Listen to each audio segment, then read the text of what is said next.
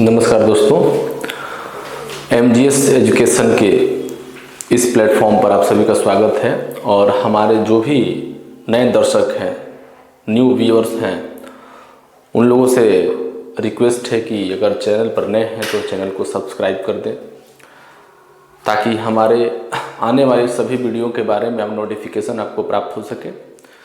तो आज का हमारा टॉपिक है, जैसा कि आप देख पा रहे होंगे, फंडामेंटल ड्यूटीज यानी मौलिक कर्तव्य।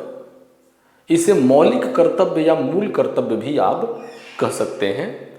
यानी भारतीय संविधान की अगर बात करें तो भारतीय संविधान में मौलिक कर्तव्य की चर्चा संविधान के भाग 4 के क, याद रखेंगे, भाग 4 का क, या इसको अल्फ़ाबेट के मामले में अंग्रेजी में इसे 4 का क या ए भी बोल सकते हैं, अनुच्छेद 51 क में है। अनुच्छेद की बात पूछा जाए तो 51 क यानी ए में है। तो प्रश्न यहीं से शुरू हो जाता, ऑब्जेक्टिव प्रश्न, कि फंडामेंटल ड्यूटीज यानी मौलिक कर्तव्य भारतीय संविधान के किस भाग में है? तो भाग 4 के क या ए। उसके बाद भारतीय संविधान में वर्णित मौलिक कर्तव्य कौन से अनुच्छेद में वर्णित है? तो आप कह सकते हैं अनुच्छेद 51 क, यानी ए भी कह सकते हैं। ए और क में डिफरेंस कोई नहीं है, सिर्फ अगर हिंदी माध्यम से अगर आप समझना चाहें तो क, और अंग्रेजी माध्यम से चाहे तो ABCD के फॉर्म में इस तरह से आप क ख चलते रहता है। अब बात करते हैं कि मौलिक कर्तव्य को भारतीय संविधान में जब शुरुआत में जब भारतीय संविधान हमारा बनकर के तैयार हुआ, तो उस समय अगर हम लोग चर्चा करें, उस समय जब मूल संविधान बन करके हम लोगों के सामने आया, तो उस समय मौलिक कर्तव्य उसमें नहीं था। यानी मौलिक कर्तव्य का समावेश मूल संविधान में नहीं था। इसको कब लाया गया? तो भारतीय संविधान में 42वां संशोधन किया गया। कौन सा संशोधन? 42वां संशोधन। 42वां संशोधन जब 1976 में किया गया, 1976 में जब संशोधन हुआ, उसी के द्वारा भारतीय संविधान में इसको लाया गया। अब बात करते हैं कि मौलिक कर्तव्य की कुछ है। अब देखिए पढ़ेंगे क्या इस टॉपिक के अंतर्गत हम लोग? तो सबसे पहले पढ़ेंगे कि मौलिक कर्तव्य यानी मूल कर्तव्य भी कह सकते हैं कि मूल कर्तव्य है क्या, ये कहाँ से लिया गया है। आखिर भारतीय संविधान के बारे में कहा जाता है कि इसको भारतीय संविधान के एक पार्ट को, लगभग अधिकतर भाग को कहीं ना कहीं किसी देश के संविधान से उसको लिया गया है। तो उसी तरह से तो ये कहाँ से आखिर लिया गया है और कैसे लागू किया गया, आखिर उसको समझेंगे। फिर मौलिक कर्तव्यों की संख्या कितनी है, कौन कौन से मौलिक कर्तव्य हैं, उसको समझेंगे। और उसके साथ साथ समझेंगे कि इस मौलिक कर्तव्य को, इसे प्रभावी बनाने के लिए कौन से कदम उठाए गए, आखिर इसको कैसे प्रभावी बनाया गया। और लास्ट में एक टॉपिक थोड़ा सा और चर्चा करेंगे, वो हमारा रहेगा कि राष्ट्र एवं देश। राष्ट्र क्या है, देश क्या है, इस टॉपिक को भी थोड़ा सा हम लोग समझेंगे। तो चलिए शुरू करते हैं। यानी कि शुरुआती समय की जैसे हम चर्चा किए कि शुरुआती समय में, यानी इसमें भारतीय संविधान में मौलिक कर्तव्य नहीं था। इसको 42वें संविधान संशोधन 1976 द्वारा जोड़ा गया।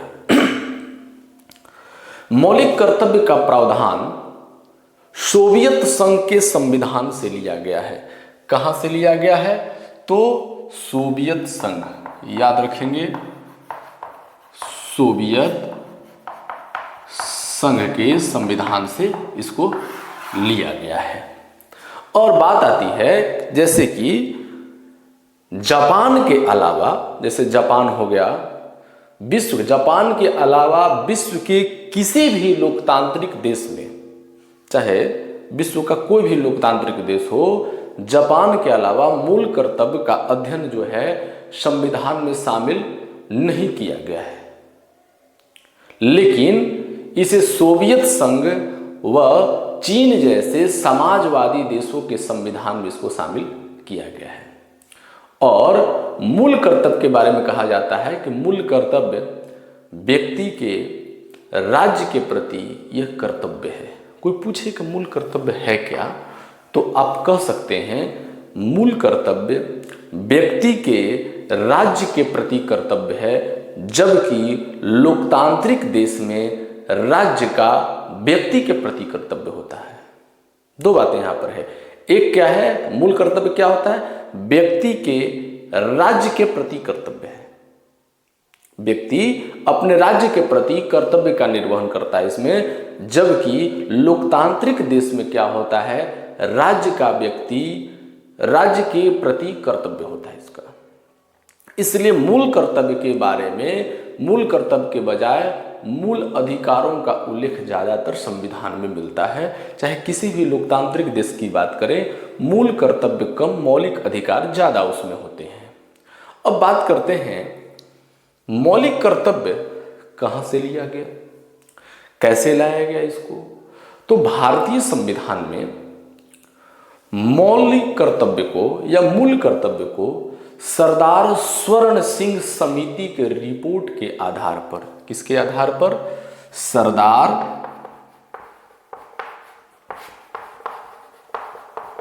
स्वर्ण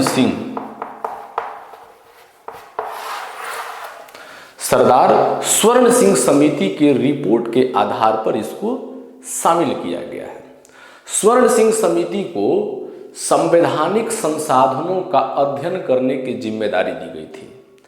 मतलब यह समिति जो थी, इसको एक जिम्मेदारी दी गई थी किस चीज की, संवैधानिक संशोधनों का अध्ययन करने की।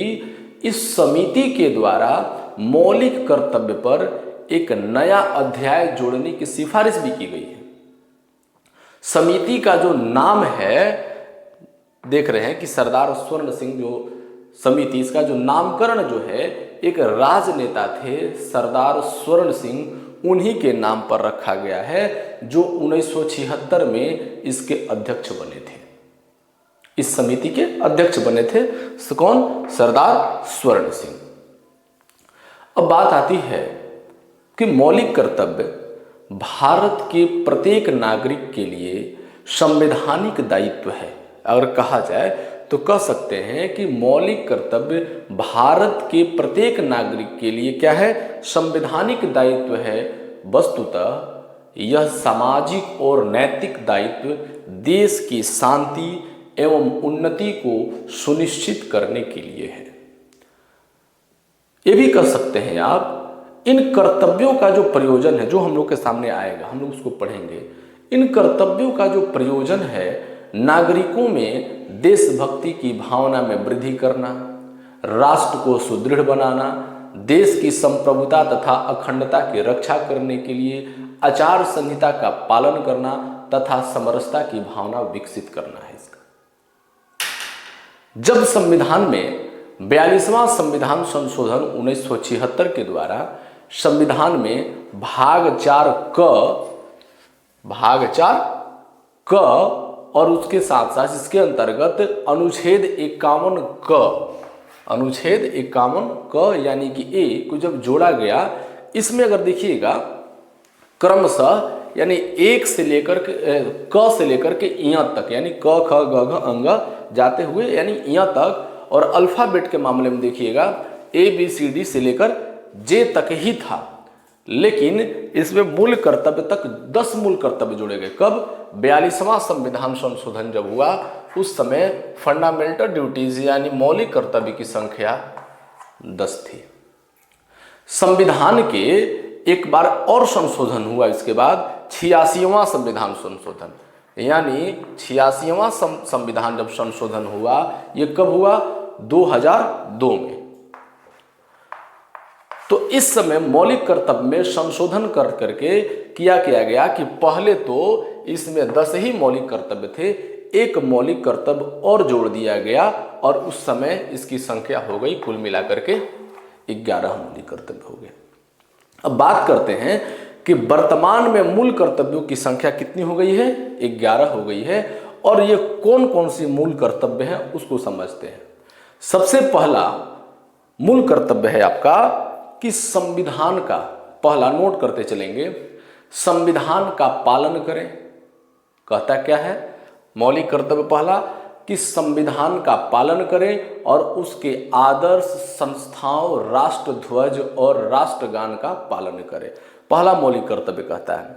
दूसरा कहता है कि स्वतंत्रता के लिए हमारे राष्ट्रीय आंदोलन को प्रेरित करने वाले आदर्शों को हृदय में संजोए रखें और उनका पालन करें। तीसरा कहता है कि भारत की प्रभुता, एकता और अखंडता की रक्षा करें और उसे अक्षुण्ण रखें। चौथा है देश की रक्षा करें और आह्वान किए जाने पर यानी बुलाए जाने पर राष्ट्र की सेवा करें। मतलब कि ऐसी स्थिति भारत में कभी आ जाए कि एक आम नागरिक को भी बुलाया जाए, अगर आपातकाल की स्थिति आ जाती है या देश से किसी अन्य देश से युद्ध की स्थिति बन जाती है, तो उस समय क्या हो जाता है कि देश का अगर कहा जाए कि प्रत्येक नागरिक को अगर आह्वान करने का अगर केंद्र सरकार द्वारा अगर बुलाया जाए कि आपको अपने देश की रक्षा के लिए, इसकी सुरक्षा के लिए, इसकी संप्रभुता बनाए रखने के लिए उसको बुलाया जाए, इसकी बाहरी सुरक्षा के लिए, तो उसमें भाग लेना होगा। हालांकि आगे बताएंगे कि इसके लिए लोग बाध्यकारी नहीं हैं, आगे इसके बारे में बताएंगे। भारत के पांचवा है कि भारत के सभी लोगों में समरसता और समान व्यक्तित्व भावना का निर्माण करें, जो धर्म, भाषा और प्रदेश या वर्ग पर आधारित सभी भेदभाव से परे हों। ऐसी प्रथाओं का त्याग करें जो स्त्रियों के सम्मान के विरुद्ध हों, यानी जहां स्त्रियों के सम्मान के विरुद्ध कोई बातें होती है तो उसको कहा जाता है कि ऐसी प्रथाओं को आप त्याग कर दें। छठा है कि हमारी सामाजिक, सांस्कृतिक और गौरवशाली परंपरा का महत्व को समझें और उनका प्रतिरक्षण करें। सातवां है प्राकृतिक पर्यावरण की, जिसके अंतर्गत वन, झील, नदी और वन्य जीव हैं, उनकी रक्षा करें और उनका संवर्धन करें तथा प्राणी मात्र के प्रति दया का भाव रखें। आठवां है वैज्ञानिक दृष्टिकोण, मानववाद, ज्ञानार्जन तथा सुधार की भावना का विकास करें। 9 नंबर में है कि सार्वजनिक संपत्ति को सुरक्षित रखें और हिंसा से दूर रहें। 10 नंबर में आता है कि व्यक्तिगत और सामूहिक गतिविधियों के सभी क्षेत्रों में उत्कर्ष की ओर बढ़ने का सतत प्रयास करें, जिससे राष्ट्र निरंतर बढ़ते हुए पर्यटन और उपलब्धि की नई ऊंचाई को छू ले। यानी 11 नंबर है, यानी कि जो माता पिता, ये बाद में जोड़ा गया कब, 86वां संविधान, यानी उससे पहले जितना 10 बताए वो 42वां संविधान तक ही था, यानी 10 ही मौलिक कर्तव्य थे। और जब 86वां संविधान संशोधन 2002 के द्वारा 11वां जोड़ा गया, वह बहुत महत्वपूर्ण है कि जो भी माता पिता या संरक्षक वह 6 से 14 वर्ष के बीच के आयु के यथास्थिति, यानी जो भी उनकी स्थिति है, अपने बच्चे अथवा प्रतिपाल्य की शिक्षा प्राप्त करने का अवसर प्रदान करे, इसको 86वां संविधान 2002 के द्वारा इसको जोड़ा गया। इसका मतलब है कि बच्चे का देखरेख, वह बच्चा जो 6 से 14 वर्ष की आयु का है, अगर उसके माता पिता हैं तो उसके माता पिता का कर्तव्य है, या उस बच्चे का संरक्षक करने वाला जो व्यक्ति हो, जो देखभाल करने वाला व्यक्ति है, उसका भी ये दायित्व है। और अगर कहीं से गोद भी लिया हुआ बच्चा है तो जिसको पालन पोषण करने वाला व्यक्ति है, उसका भी यह दायित्व बनता है कि उसको 6 वर्ष से लेकर के 14 वर्ष की आयु तक उसकी जो भी स्थिति, यथास्थिति, इसीलिए इसमें लिखा हुआ है यथास्थिति, शिक्षा प्राप्त करने के लिए, शिक्षा देने के लिए उसको अवसर कम से कम जरूर देना चाहिए। अब बात करते हैं कि भारत सरकार ने मौलिक कर्तव्यों के क्रियान्वयन हेतु कहा जाए, अर्थात मूल कर्तव्य को कैसे प्रभावी बनाया जाए, उसके लिए सुप्रीम कोर्ट के भूतपूर्व मुख्य न्यायाधीश थे J.S. शर्मा। J.S.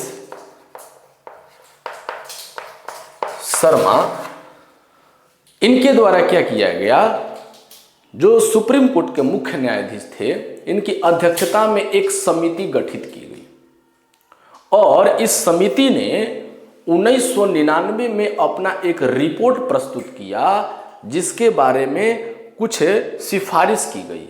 जिसमें सिफारिश किए गए बातों में सबसे पहला प्रमुख था कि 3 जनवरी को मूल कर्तव्य दिवस घोषित किया जाए। प्रश्न पूछ सकता है यहां पे, प्रश्न आपका पूछ सकता है कि मूल कर्तव्य दिवस यानी मौलिक कर्तव्य दिवस,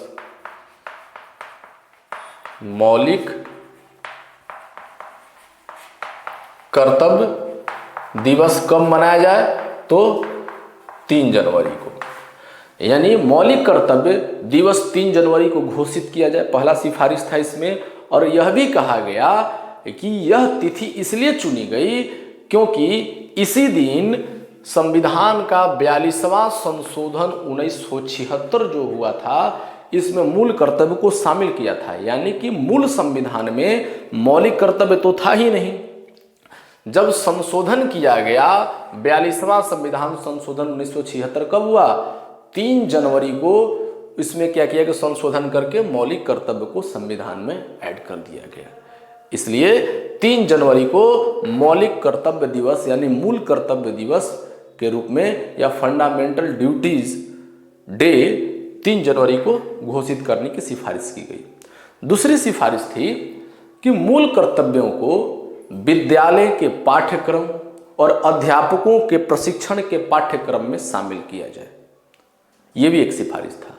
तीसरा सिफारिश था कि सभी शासकीय कार्यालय में, शासन प्रशासन के जो भी कार्यालय हैं तथा सार्वजनिक जगहों पर बोर्ड और विज्ञापन आदि के माध्यम से मौलिक कर्तव्यों को अधिक से अधिक प्रस्तुत किया जाए ताकि लोग उससे परिचित हो सकें, क्योंकि नया चीज था संविधान में। चौथा इसमें था महत्वपूर्ण कि मीडिया को लगातार ऐसे संदेश तथा कार्यक्रम प्रस्तुत करने चाहिए जिससे मौलिक कर्तव्यों के संबंध में जागृति का तथा चेतना का प्रसार हो सके। अब बात आती है, ये तो रहा मौलिक कर्तव्य के सिफारिश के बारे में। अब जितनी भी बातें कही गई मौलिक कर्तव्य में, टोटल 11 जो कर्तव्य हैं, क्या भारत के प्रत्येक नागरिक को उस कर्तव्य को मानने के लिए न्यायालय बाध्य करती है या नहीं करती है? अगर व्यक्ति अगर उसके खिलाफ जाता है तो क्या न्यायालय द्वारा उसके ऊपर एक्शन हो सकती है? तो सबसे महत्वपूर्ण बात यही है। तो मौलिक कर्तव्य के बारे में कहा जाता है कि मौलिक कर्तव्य न्यायालय के माध्यम से प्रवृत्त नहीं कराई जा सकती है। सबसे पहले पॉइंट है, न्यायालय जो है किसी को बाध्यकारी नहीं बना सकता है। इसका मतलब है कि नागरिक अपने मूल कर्तव्य का पालन न करे तो न्यायालय द्वारा नागरिक को दंडित नहीं किया जा सकता है। इस दृष्टि से अगर देखा जाए कि मौलिक कर्तव्य भी राज्य के नीति निदेशक तत्वों की तरह ही है लगभग। इसी आधार पर विद्वानों ने एक व्यंग कस के कहा है कि मूल कर्तव्य जो है निरर्थक घोषणाएं मात्र है। विद्वानों ने क्या कहा है कि निरर्थक घोषणाएं मात्र है, किंतु वास्तविकता ऐसी नहीं है। बात करते हैं थोड़ा सा कि यदि अनुच्छेद 37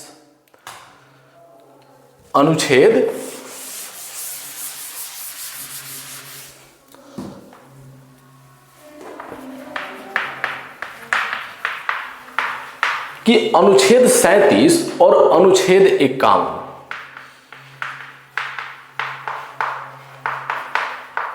अनुच्छेद 51 का कि अगर तुलना किया जाए दोनों को तो मालूम पड़ता है कि जहां पर अनुच्छेद 37 में नीति निदेशक तत्वों को अप्रवर्तनीय, इसको कहते इनफोर्सबिलिटी होने की बातें स्पष्ट रूप से कही गई है, वहीं अनुच्छेद 51 में ऐसी कोई बात वर्णित नहीं है।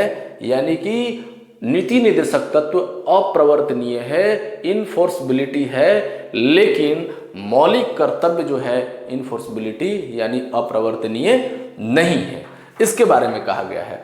और कहा गया है, अब देखिए ये तो रहा मौलिक कर्तव्य। अब बात आती है राष्ट्र और देश। राष्ट्र और देश, यानी कि नेशन और कंट्री, अंतर क्या है दोनों में?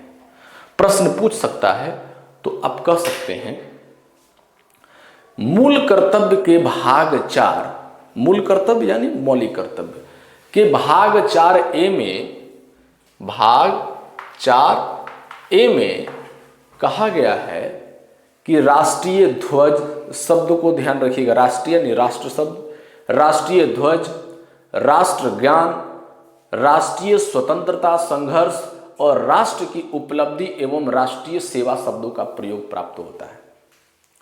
और एक स्थान पर सिर्फ देश शब्द का भी प्रयोग किया गया है, जहां पर यह उल्लेखित है कि नागरिकों को अपने देश की रक्षा करनी चाहिए। उसमें लिखा हुआ है कि नागरिकों को अपने राष्ट्र की नहीं, देश की रक्षा करनी चाहिए। इसलिए यह चर्चा का विषय बन जाता है कि राष्ट्र और देश में यहां पर अंतर क्या है।